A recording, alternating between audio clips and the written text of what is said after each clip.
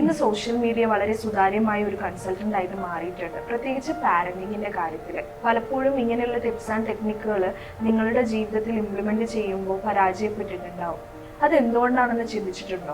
ഒരു കുട്ടിയുടെ സ്വഭാവം നിർണ്ണയിക്കുന്നതിൽ പല കാരണങ്ങളുണ്ട്. അത് അവരുടെ ജനറ്റിക് ഫാക്ടേഴ്സ് ആയിരിക്കാം, അവരുടെ ചുറ്റുപാടായിരിക്കാം, അവർക്ക് അവരുടെ മാതാപിതാക്കളുമായിട്ടുള്ള ബോണ്ടിങ് ആയിരിക്കാം. പാരന്റിംഗ് ബ്ലോഗേഴ്സ് ഒക്കെ തന്നെ തരുന്ന ടിപ്സ് ആൻഡ് ടെക്നിക്സ് എന്ന് പറയുന്നത് അവരുടെ കുട്ടിക്കും അവരുടെ ജീവിത സാഹചര്യങ്ങൾക്കും അപ്രോപ്രിയേറ്റ് ആയിട്ടുള്ളതാണ്.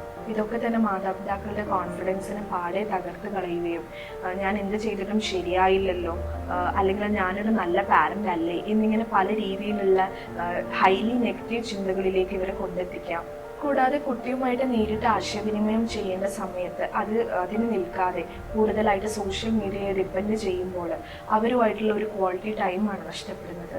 ഇനി വേറൊരു വിഭാഗമുണ്ട്, കുട്ടികളുമായിട്ട് റിലേറ്റ് ചെയ്തിട്ടുള്ള വിഷമങ്ങൾ, സങ്കടങ്ങൾ, അതുപോലെ തന്നെ ഹൈലി എംബ്രൈസിങ് മൊമെന്റ്സ് ഒക്കെ സോഷ്യൽ മീഡിയ വഴി പോസ്റ്റ് ചെയ്യുന്നവർ. കുട്ടികളുടെ ഇമോഷൻസും സാഹചര്യവും മറ്റൊരാൾക്ക് റിയാക്ഷനും കമൻറ്റും ഇട്ട് കൊടുക്കാനുള്ള ഒരു വേദിയായിട്ട് ഇവർ പ്രൊവൈഡ് ചെയ്യുകയാണ്. ഇത് പലപ്പോഴും കുട്ടികളെ ഇമോഷണലി ചൂഷണം ചെയ്യുന്നതിന് തുല്യമായിട്ട് വരുന്നുണ്ട്.